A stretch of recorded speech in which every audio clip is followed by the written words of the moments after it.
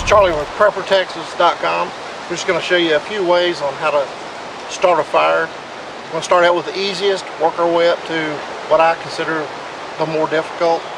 Everybody who was ever in the Boy Scouts or was a juvenile delinquent in school knows what happens when you take a 9-volt battery and touch it to steel wool.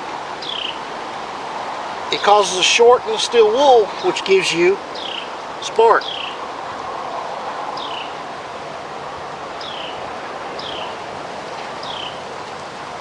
Right there, I had one of my cotton balls on there just to get it going. You just blew on it just a little bit. Just to give it a little oxygen.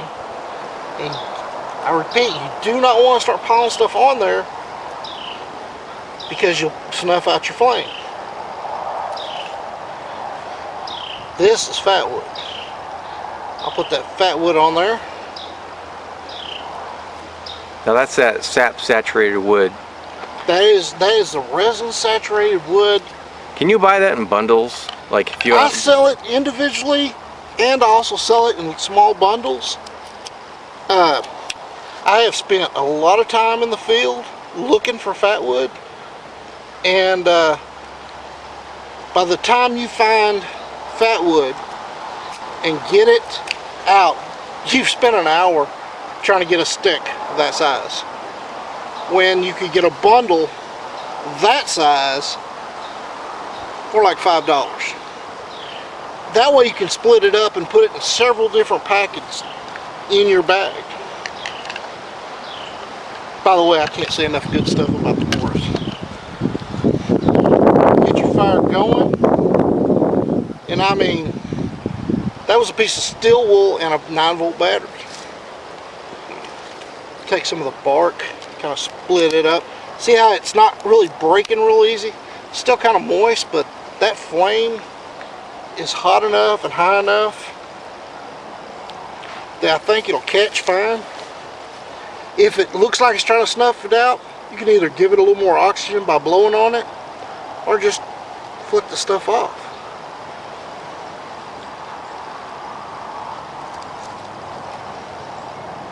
But you end up with a really nice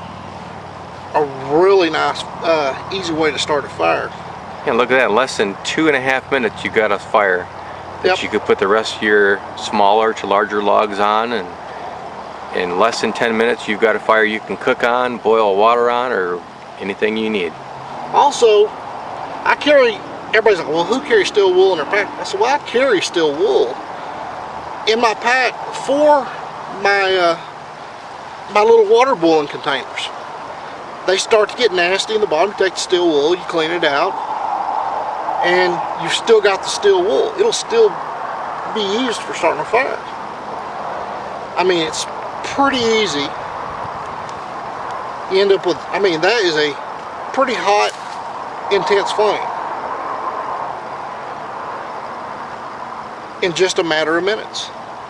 And that's probably the third easiest way to start a fire. And we've got pretty good wind out here today, if you can't tell by the way the fire's dancing around. We're going to go ahead and put this one out and go to the next one. Just a reminder, these are not the only ways to build fires. This is our opinion.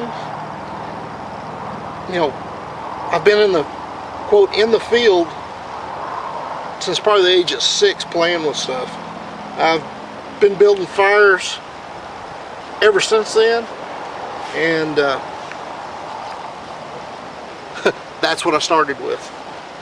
I love Bic lighters. They're cheap. You lose one, you're not worried about it.